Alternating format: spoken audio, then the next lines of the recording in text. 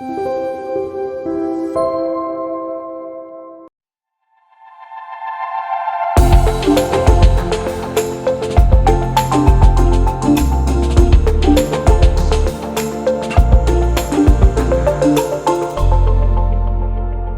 de nuevo por estar aquí con todos nosotros, tanto a los que estáis de manera presencial como los que estáis desde casa, desde la clínica, desde el laboratorio, por estar con nosotros. Hemos visto todo lo que es la parte embrionaria y ahora vamos a centrarnos un poquito, sobre todo al principio, en la parte más del endometrio, ¿no? Porque si bien siempre comentamos que durante los años hemos estudiado los ovocitos, el semen, los embriones, parece un poco que el factor endometrial lo teníamos como olvidado. Y es que hacemos la transferencia, nos tapamos los ojos, cruzamos los dedos y esperamos que se produzca el embarazo, ¿verdad? Pues bueno, nosotros en Genomics y con el doctor Carlos Simón a la cabeza llevamos muchos años, como sabéis, estudiando la parte endometrial y es un placer para mí, igual que he dicho esta mañana con Carmen, el presentar a un amigo, a un mentor, el doctor Carlos Simón, que nos va a hablar del factor endometrial. Carlos, cuando quieras.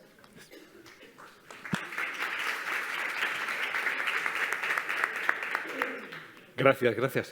Todavía no he dicho nada, pero esto es fantástico poder empezar así. Bueno, lo primero es dar las gracias a mi familia por invitarme aquí. Como todos sabéis, o como creo que todos sabéis, ya no estoy en Igenomics.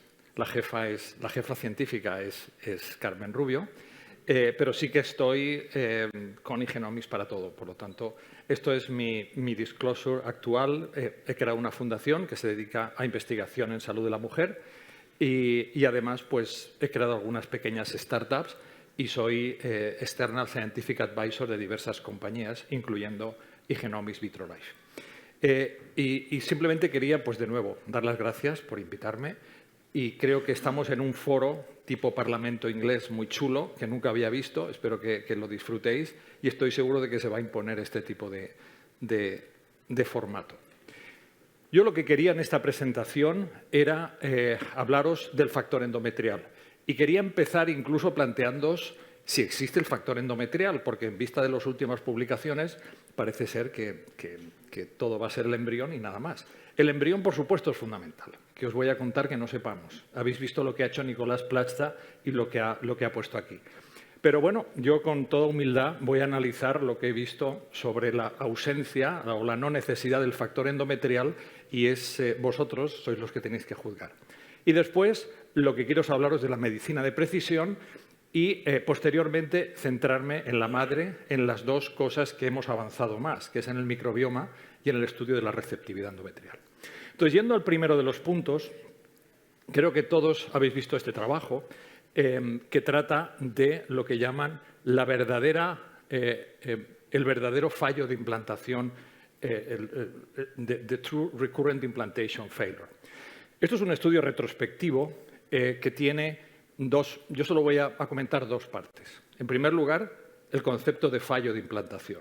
Si cualquiera que vosotros que trabajáis en esto este tiempo, que todos estamos trabajando, sabéis que hay dos conceptos distintos. Una cosa es cuando falla un ciclo, que se llama la fail implantation o implantation failure, porque cada vez que ponemos un embrión, esto no es 100% y esto lo sabemos todos. Esto es lo que es un fallo de implantación. Sin embargo, el fallo recurrente de implantación es otra cosa. Son pacientes que tienen una menor posibilidad de embarazo que el resto de las pacientes. Y esto lo determinamos porque son pacientes que han fallado hasta 3 ciclos previamente y eso es lo que les cualifica para llamarse fallo recurrente de implantación. Este es un concepto que creo que todos estaremos de acuerdo. Y aquí solamente introduzco en la definición de la ESRE de fallo de implantación recurrente. Bien. Pues en este estudio retrospectivo, estos son los criterios de inclusión que hacen para este estudio, de lo que llaman el verdadero fallo de implantación recurrente. Es un estudio retrospectivo que incluye a todas estas pacientes que tienen una media de edad de 35, el índice de masa corporal de 25, 12,5 ovocitos de media, 5,5 blastocistos, 3,5 embriones euploides de media, un útero normal por histeroscopia o por ecografía salina y una línea endometrial siempre más de 7 milímetros. Esto para mí no es lo que llamamos un fallo de implantación recurrente, al contrario. Estos son pacientes con muy buen pronóstico. De hecho, el verdadero fallo recurrente se puede ver en este trabajo, que son aquellas que se llegan a transferir 3 veces los embriones. Y esto es un 2,9% de esta población de buen pronóstico. Por lo tanto, esto es lo que os diría, además de las limitaciones que tiene un trabajo retrospectivo. Y el otro punto que hace este trabajo es que los resultados de los 3 sucesivos transferencias de embriones euploides le llevan a un 95%.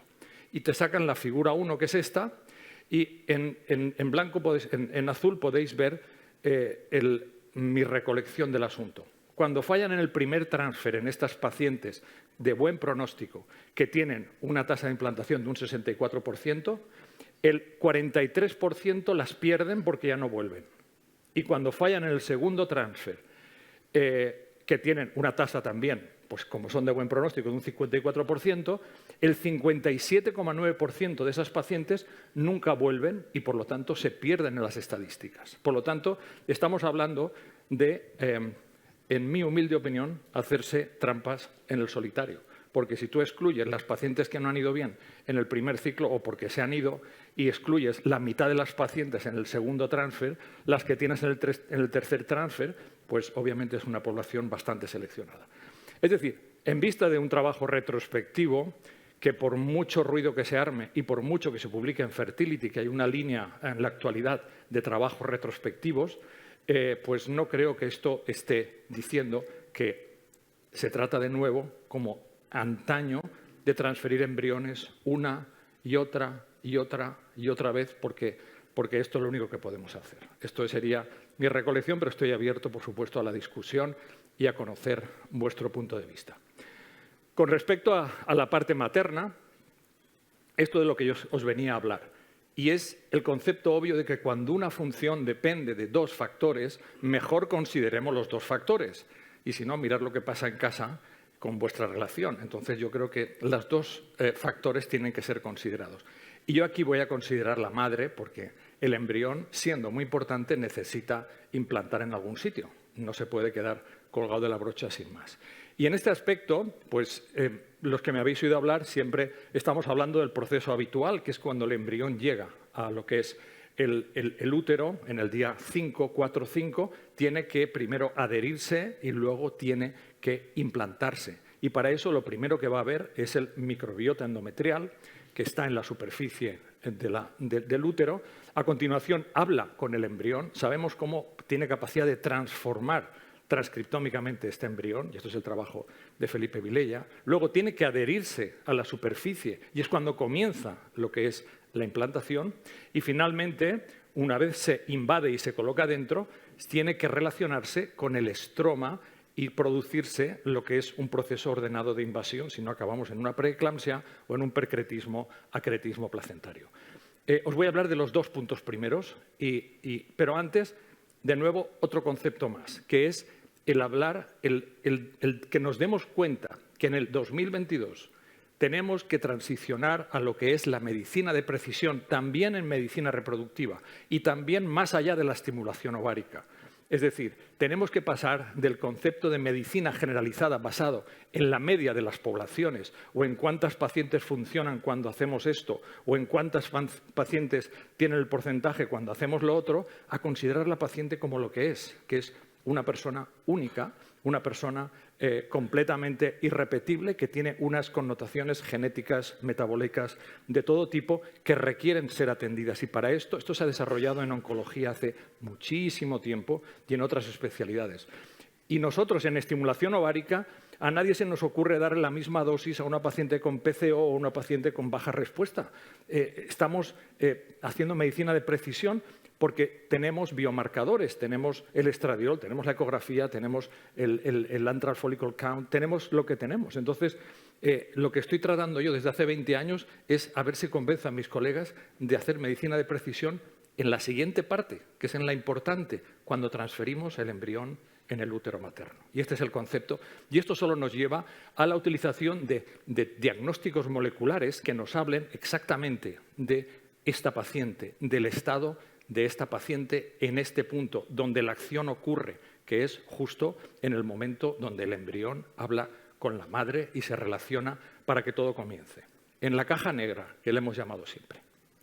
Bien, pues lo primero que os quería comentar, y esto es el trabajo de Inmaculada Moreno que está aquí, que no sé por qué está, está moderando una ponencia y no presentando esto, pero bueno, que sepáis que esto es el trabajo de Inmaculada Moreno, que empezó hace ya casi 8 años en esta línea, tratando de ver si realmente existía un microbioma en el endometrio y hasta qué punto podía modificar o no los resultados de reproducción asistida. Como sabéis, no solo vivimos en un mundo rodeado de microbios, eso lo hemos visto en la pandemia, pero también los microbios viven dentro de nosotros y nos ayudan a hacer nuestras funciones fundamentales. Y los microbios se encuentran fundamentalmente en nuestro aparato digestivo y en nuestra piel.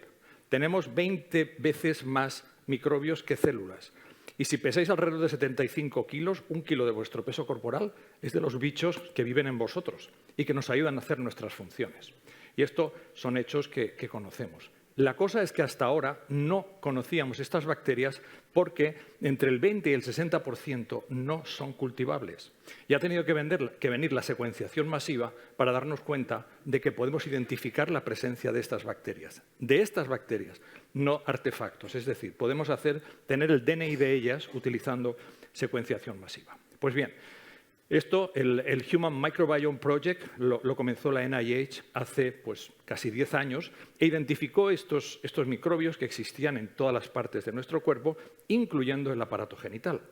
Y este 9%, casi un 10% de los microbios que viven en nosotros, en aquel momento se debían a la vagina, porque era la más conocida en la actualidad, en aquel momento. Ahora, por supuesto, este porcentaje ha aumentado más todavía. Pero lo que Inma se planteó en su momento fue: ¿existe un microbiota endometrial? Bueno, pues la primera vez que intentamos pasar el proyecto en el comité de ética, lo primero que nos dijeron es, pues no, ¿por qué vais a hacer esto si todos sabemos que el útero es estéril? Y entonces les dijimos, bueno, pues dejarnos que veamos si el útero es estéril. Y bueno, nos dejaron afortunadamente y ahora veréis el resultado. ¿Por qué hemos pensado siempre que el útero es estéril? Esta diapositiva, que no la veis muy bien, pero es bastante representativa de lo que pasa con los dogmas y lo que pasa con los guardianes de la fe y lo que cuesta mover conceptos a lo largo de la historia.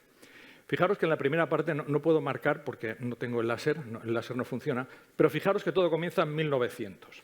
En 1900 hay una tesis que la hacen en la Sorbona, que el supervisor era Tissier, y la tesis, fijaros en 1900, acaba diciendo que el cuello está como el coloso de Rodas, evitando que los microbios suban al útero, porque en el útero va a estar el feto, y por lo tanto el útero es estéril. Y ya está. Y con este concepto, sin muchos experimentos para ello, vamos de 1900 prácticamente a 1960, 60 años, en donde pues era estéril, ya está. A partir del 60 comienzan los cultivos microbianos, en donde se toma muestra, se cultiva. Pero claro, fijaros que al cultivar lo que hacemos es enriquecer hacia un tipo u otro de bacteria, no es un cultivo homogéneo. Y entonces, pero aún así, con estos cultivos, ahí tenéis todos los picos de arriba, en que hay muchos trabajos que dicen, bueno, no es el 100%, solo es el 69% estéril o el 26% estéril. Ya empieza a ver que algo pasaba ahí que no era estéril. Pero es hasta a partir del 2007, es decir, antes de ayer, debido a la implantación de la Next Generation Sequencing, que podemos realmente, utilizando el 16 ribosomal RNA bacteriano, analizando unas regiones hipervariables, identificar, tener el DNI de las bacterias. Y es ahí cuando comienzan a proliferar los trabajos, incluyendo el de Inma, en el que dicen que sí, hay un microbioma endometrial. Y este es el primer trabajo. Antes de esto, todos conocéis los trabajos que se hicieron cultivando la punta del catéter, cuando hacíamos la transferencia, hacían el cultivo, y de nuevo era cultivo, por lo tanto se sesga hacia un tipo u otro, pero aún así todo en conjunto lo que indicaba es que cuando existían patógenos bacterianos aislados en la punta del catéter, pues había menos implantación y había más abortos. Esto era algo que ya conocíamos. Pero de nuevo, tuvo que venir Inma aquí, y esto lo publicamos en el 16, para demostrar con secuenciación masiva, utilizando los primeros NGS, o sea, los primeros que esto era pyrosequencing. Bueno, pues aquí en este trabajo, Inma demuestra básicamente la existencia de que existe una flora propia del endometrio, que se parece muchísimo a la de la vagina, pero en el 20% de casos puede ser distinta y poder tener situaciones completamente opuestas en vagina y en endometrio. Y que además los buenos son los lactobacillus los mismos y los malos son los mismos, Gardnerella, Haemophilus, Streptococo, pero pueden variar de uno a otro. Y aquí en este primer estudio piloto que publicó, lo primero que vimos eran muy pocas pacientes, eran 30, pero cuando distinguíamos su resultado solamente considerando la presencia de lactobacillus, más de lo que llamamos lactobacillus dominant microbiome o no, más de 90% o no, aquí ya vio que los porcentajes clínicos variaban muchísimo. Estamos hablando, pues ya veis, de niño en casa de un 58 a un 7%, aborto de un 6 de un 16 a un 60%, dependiendo de qué. Pero bueno, era un primer estudio, era un piloto, y con esto seguimos adelante, nos animó a continuar adelante. Pero el año siguiente, en el 2017, este grupo publicó este trabajo en Nature Communications, en que no solamente hablaban de la existencia de un microbiota endometrial, sino que hay un continuo a lo largo de todo el tracto reproductivo, vagina, útero, trompas, peritoneo, y ese continuo va cambiando dependiendo de dónde se encuentra geográficamente y que hace una función específica. Y tuvimos la posibilidad de poder analizar por primera vez el microbiota endometrial de un embarazo de 4 semanas. ¿Cómo estaba el microbiota endometrial materno cuando estaba ahí el embrión puesto de 4 semanas implantando, embrión que luego llegó a término, por supuesto?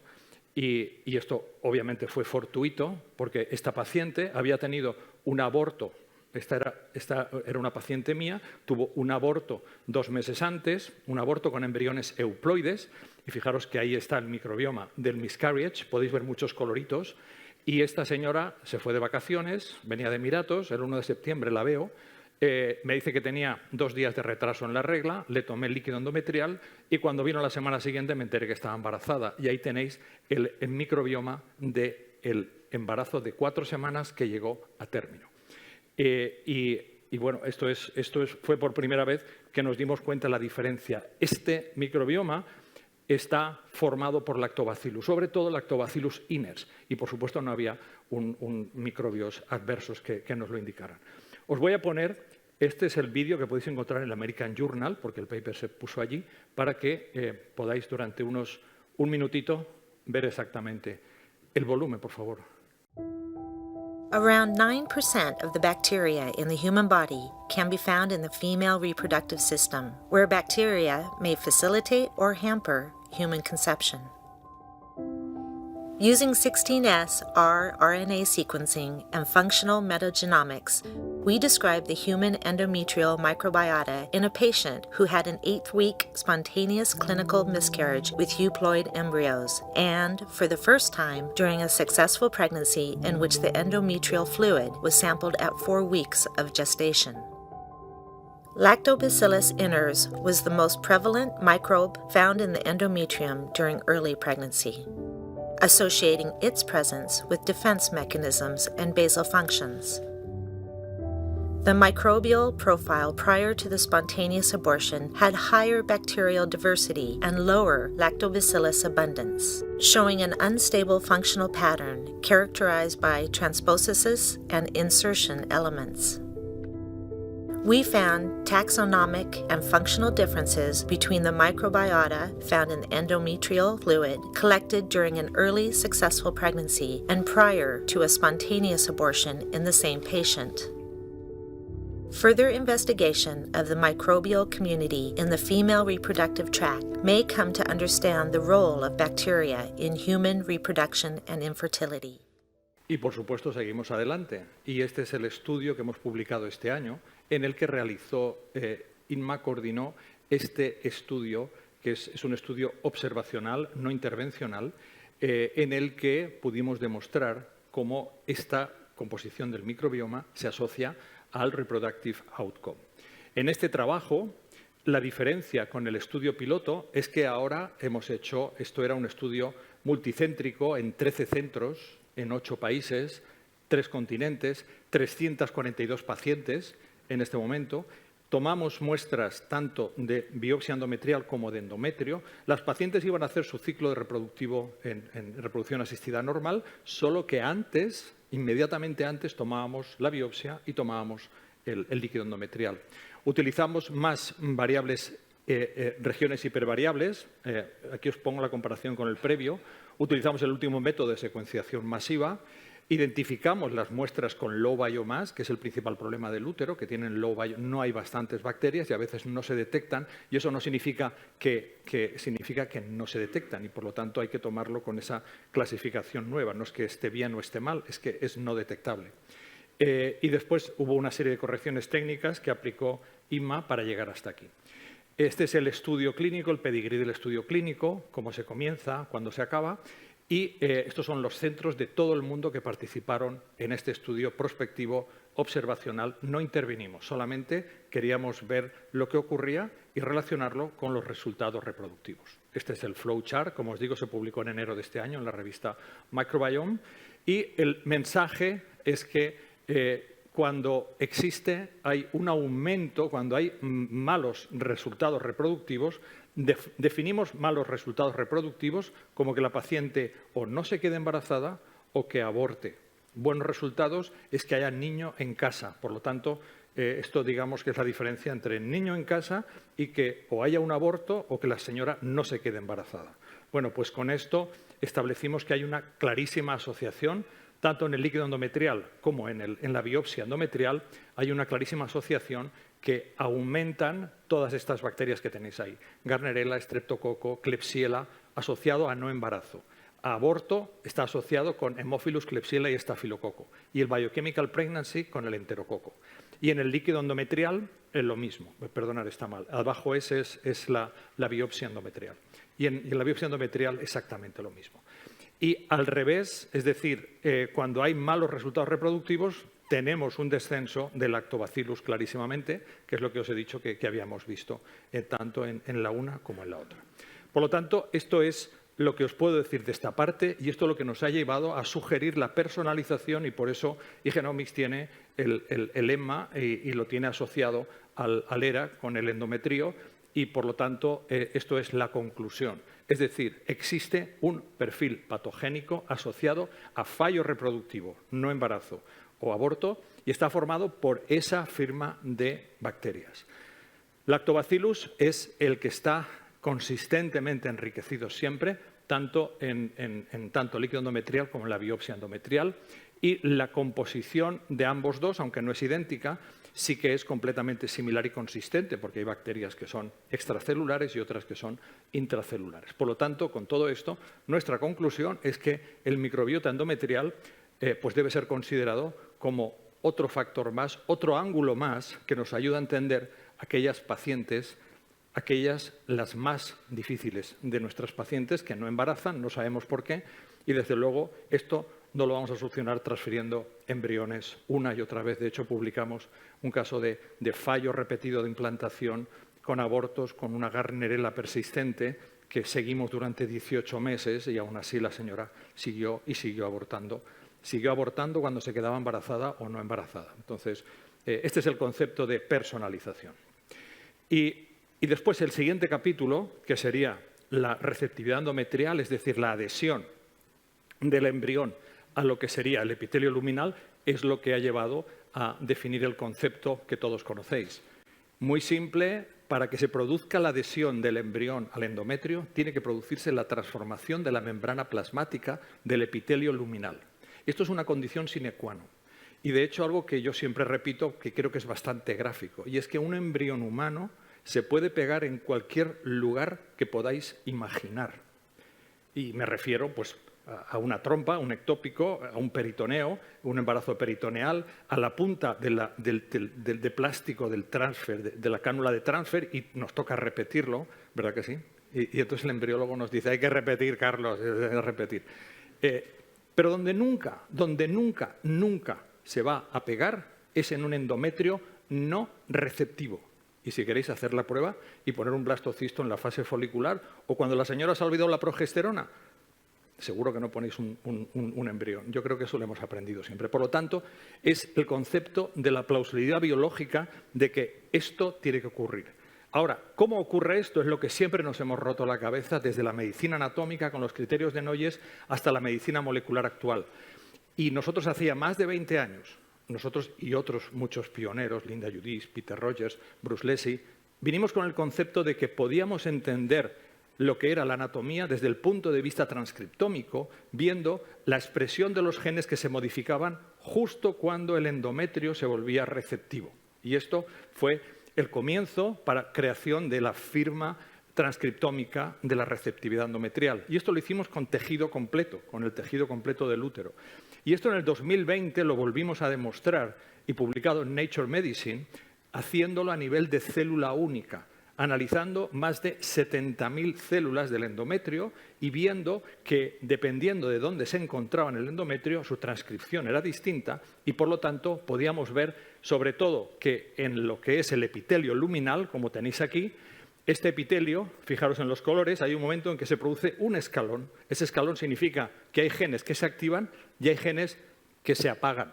Y eso es justo, coincide con la apertura de la ventana de implantación, justo coincide con los genes del ERA, justo coincide con el momento que nosotros podemos detectar y es lo que hemos tratado de hacer. A diferencia del estroma, que es mucho más sutil y se va produciendo una progresión en lo que es a la decidualización. Y con esto creamos el concepto de la personalización de la ventana de implantación, por el cual sabemos que en la mayoría de los casos, con 5 días de progesterona, la ventana se abre. Sin embargo, como todo, medicina personalizada, hay un 30% de pacientes que van a necesitar más días, hasta 7 días, y otros que necesitarán menos días, 4 días o 3, para abrir esta ventana de implantación. Y si tratamos a todos como si todas las pacientes fueran iguales, pues vamos a perder este 30%, que a lo mejor son las que están implicadas en nuestras pacientes más difíciles que no están implantando. Este fue el concepto y este fue lo que ideamos, y es la transferencia embrionaria personalizada con un test que te estaba diciendo cuándo es el momento más apropiado para transferir el embrión. Y simplemente, en vez de transferir el embrión cuando el embrión está listo, es transferir el embrión cuando está listo, pero también cuando la madre está lista, cuando identificamos su ventana personalizada de implantación. Este fue el primer trabajo que publicamos con María Ruiz, identificando esto en las pacientes con fallo de implantación. Por primera vez transferíamos embriones cuando no tocaba, en un día 7, en un día 6, y nos dimos cuenta de que se podía corregir. Este es el último trabajo de fallo de implantación recurrente publicado, en el que, pues, de nuevo, tienen sus datos a favor de esto.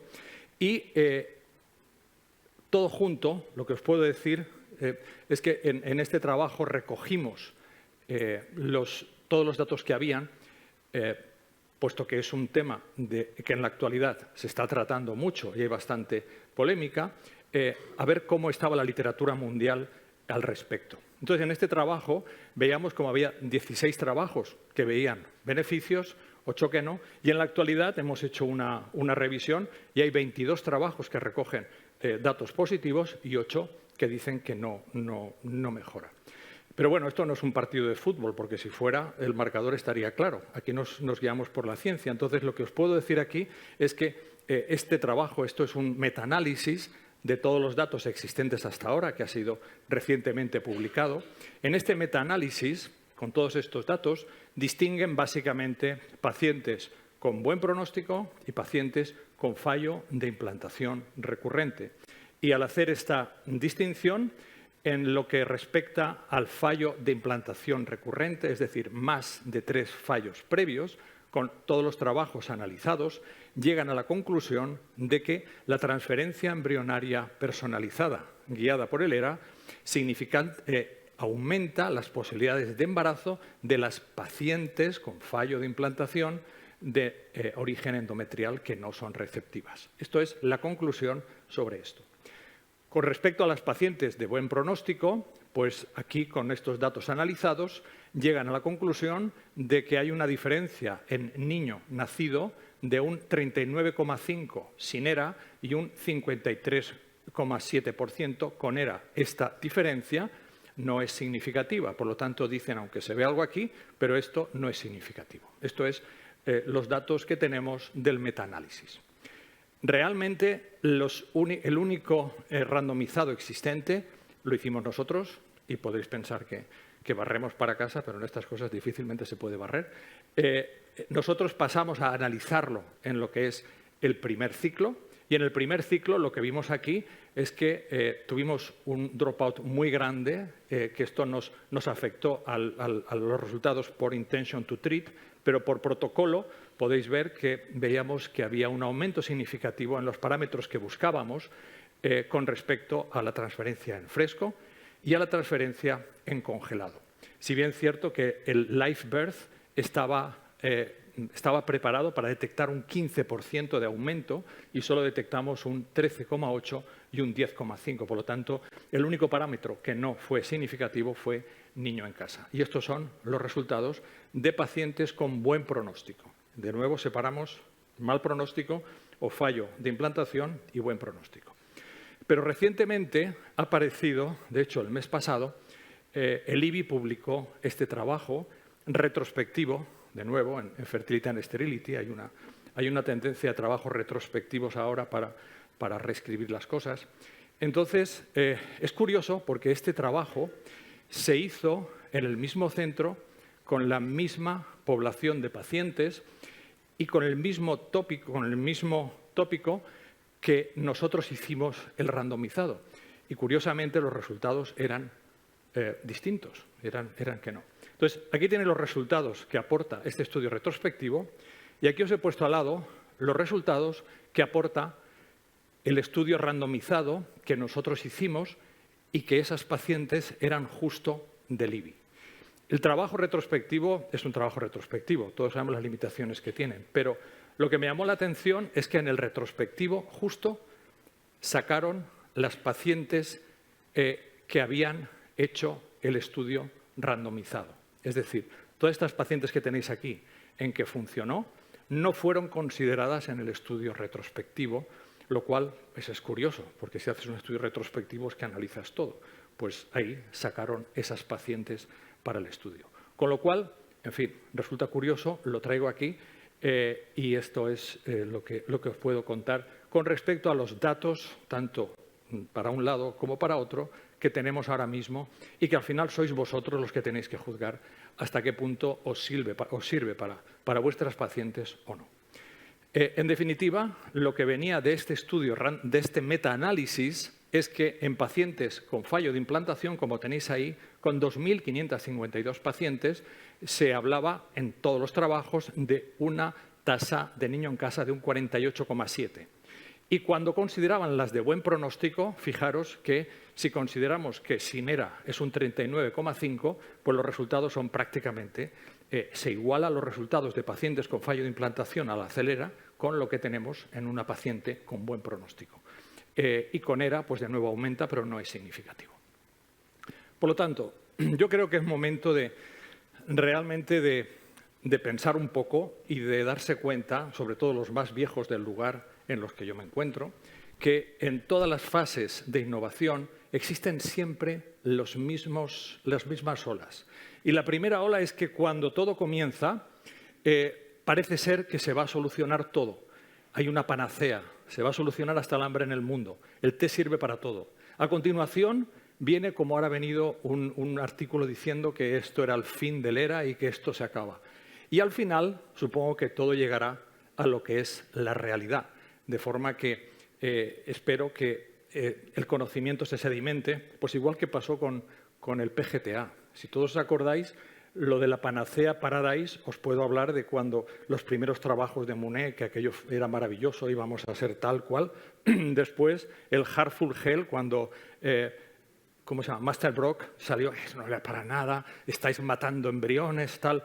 Y ahora, ¿sabéis lo que está pasando en la realidad? Pues que JAMA ha publicado un trabajo en el que acaba de identificar que el 50% de los ciclos de reproducción asistida en Estados Unidos utilizan PGTA. Entonces, uno podrá decir una cosa, otro podrá decir otra, pero el tiempo es el que hará justicia en estas cosas que estamos tratando. Aquí yo creo que lo importante es saber cuál queréis que sea vuestro rol, cuál queréis que sea vuestro camino en esto. Porque, como sabéis, existen personas que van adelante, otros que están ahí a ver qué pasa y otros que pase lo que pase van a tirar para atrás. Entonces, depende de lo que vosotros veáis y que creéis que es mejor para vuestras pacientes, pues este será el camino que tenéis que realizar. Por lo tanto, en conclusión sobre esta parte, es que la medicina reproductiva moderna requiere la utilización de medicina de precisión. Y esto no se va a hacer haciendo estudios retrospectivos, ni haciendo scratching a las pacientes, ni diciendo que con embrión lo solucionamos todo, porque eso ya lo hemos visto. Es que hace mucho tiempo que estamos viendo lo mismo, igual que el ciclo natural, que va y viene y que no se queda.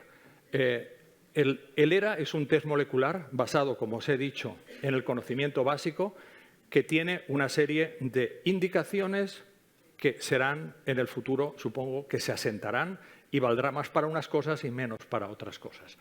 Y nada más. Y esto es lo que os quería decir, que lo que sí que tenemos claro en la actualidad es que para las pacientes más difíciles, que es para lo que se creó, es decir, para pacientes con fallo de implantación, el ERA funciona. Y además está el metaanálisis que así lo indica. Y el concepto al final es personalización.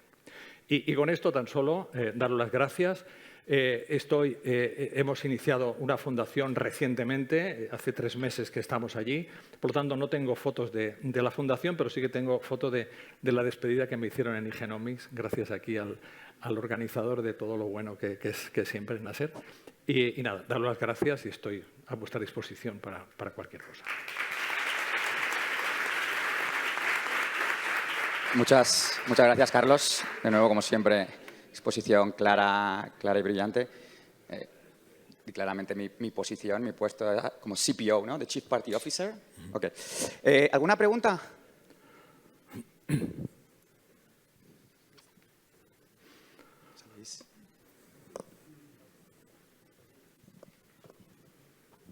En la paciente que se embarazó, que le habías hecho la biopsia, ¿había realizado previamente algún tratamiento o por qué se produjo el cambio en la flora? Sí, sí, es muy buena pregunta. Obviamente no he querido extenderme en todo. Esta señora era una señora muy joven, tenía 25 años, vino de Emiratos Árabes, saqué, pues eso, 10 embriones y tenía como 6 embriones euploides. En el primero le hicimos la transferencia de 2 embriones y la señora, porque quería 2, no porque quiera poner 2, y la señora quedó embarazada y abortó. Obviamente, al abortar, pues hicimos el degrado y a continuación dimos tratamiento antibiótico, que es lo que habitualmente se da. Es la única diferencia que hay entre el aborto y el siguiente embarazo. Y la diferencia que hay entre el microbioma del aborto y el microbioma del embarazo. Por lo tanto, sí, solo que fue algo que se hizo rutinariamente porque en aquel momento era en investigación y eso fue lo que hay. Pero la diferencia fue que se dio tratamiento antibiótico por esta intervención. ¿Alguna pregunta más? Hola, soy Vladimir Silva de Portugal. Una pregunta. ¿Cree usted que hace sentido hacer una segunda biopsia tras corregir el microbioma cuando hay un desequilibrio, por ejemplo? Hombre, el microbioma, fíjate que si identificas un endometrioma disbiótico, tienes que tratar de compensarlo. De hecho, hay un trabajo que se va a ser publicado de un grupo japonés en que intervienen, en que realmente ven, tratan y luego transfieren y demuestran que remontando el microbioma, no asociación como decimos, sino ya intervencionista, sí que pueden realmente mejorar las tasas de gestación.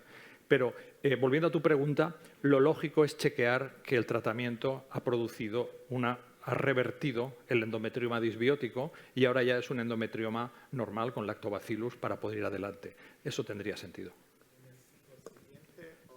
Habitualmente le damos tratamiento en un mes y al ciclo siguiente chequeamos. Si en ese chequeo está todo bien, pues puedes ir adelante ya con el transfer. Carlos, te felicito, como siempre, muy ilustrativo. Una pregunta en relación a lo que te acaban de preguntar. ¿Cuánto tiempo de vigencia tú le das a un estudio, a un ENMA, previo a una transferencia. ¿Cuánto tiempo? ¿Hasta cuánto tiempo tú crees, mira, es prudente repetirlo o no? Este trabajo que has visto prospectivo y observacional tiene una vigencia de un mes. Estas biopsias, estos líquidos endometriales, se obtuvieron el mes antes de realizar la transferencia embrionaria. Hasta ahí te puedo decir, con toda seguridad. Más tiempo o no va a depender de la paciente, del tipo de vida que lleve, de si realmente estamos ante una paciente que las cosas pueden cambiar o no, o tiene una vida más estable. Pero lo que te puedo decir es que con un mes de vista, esto es consistente. Claro, no, ese estudio estaba planeado, pero claro, entonces tienes que ir haciendo un mes, 2 meses, 3 meses hasta ver lo que ocurre. Pero, de nuevo, no estaríamos analizando la situación real de la paciente. Estaríamos comparando en 100 pacientes en cuánto tiempo el endometrioma va a cambiar, pero a lo mejor las personas que cambian, pues es que tienen unos factores que hacen que cambien más rápido o no, no lo sé. 2 preguntas muy rápidas. Bueno, por supuesto, felicitarte la presentación. ¿Diferencias si la toma es por líquido o es por biopsia? Y la segunda, te la comento. ¿Te refieres al microbioma? No hay diferencias. O sea, a nivel de realizar el diagnóstico es muy similar. Podemos realizar el mismo diagnóstico, pero como puedes comprender, hay bacterias que son intracelulares y otras que son extracelulares. Esa es la única diferencia. El problema del líquido endometrial, que yo adoro y que es no invasivo y que me hubiera gustado desarrollarlo para el ERA, es la inconsistencia en la toma por nuestra parte. Porque cuando tomas una biopsia, es una biopsia y aún así no ha sido fácil obtener biopsias en todo el mundo y os podemos contar todas las cosas de algo tan sencillo como es eso. Pero al obtener el líquido endometrial estamos hablando de 10 a 30 microlitros. Entonces, si este líquido no se toma adecuadamente o se contamina demasiado por la vagina o se hace tal, nos puede desvirtuar el resultado y entonces, cuando lo recibís, decir, uy, esto no funciona o esto no sé cuánto está. Por lo tanto, aunque en teoría no hay diferencia, seguimos con el endometrio por consistencia. Y el tratamiento con lactobacillus, que antes estaba claro con las medicaciones intravaginales, ¿ahora qué hacemos? Pues claro, ninguno de los laboratorios, por lo menos a mí, me han contestado cuando lo estás haciendo vía oral, qué tiempo es el que lleva dentro del útero. Por tanto, ahí tenemos también otro problema. Sí, pero aquí siempre hemos dicho el mismo discurso, y es que el tratamiento con lactobacillus solo no sirve para nada. O sea, lo que hay que hacer es restaurar la situación previa. Si tienes una Gardnerella, le puedes dar lactobacillus, todo lo que quieras, que va a estar la Gardnerella con lactobacillus. Pero si está la Gardnerella, estamos afectados. Lo primero que hay que hacer es tratar. En este caso no tenemos otra cosa. Pues antibiótico, la Gardnerella, pues el metronidazol, el otro. Y una vez se trata y se erradica al malo, entonces podemos dar probióticos para restablecer la flora, que es lo que se hace en el intestino cuando tienes una diarrea y cuando, o sea, habitualmente es mejor trabajar por vía local, porque vía oral, lo que tú has dicho, no tengo ni idea. Claro. Ya.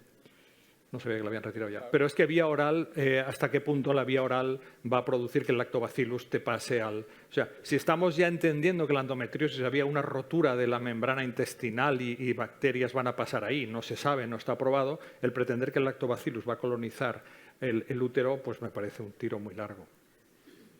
Tenemos tiempo para una última pregunta. Hola, Carlos. Aquí. Soy Marta Antic, de Fertilab. Y bueno, felicitarte por el trabajo. Está clarísimo que hay una correlación, que eso para mí es lo más importante, entre la flora dentro del útero, que pensábamos que no había, y la fertilidad. Esto está clarísimo. Y entonces, para mí lo más complejo es el tratamiento, ¿no?, de esto. Entonces, ¿no crees que se tendría que mirar desde una visión más global? O sea, no mirar solo lo que es el endometrio, sino la flora vaginal, la flora intestinal.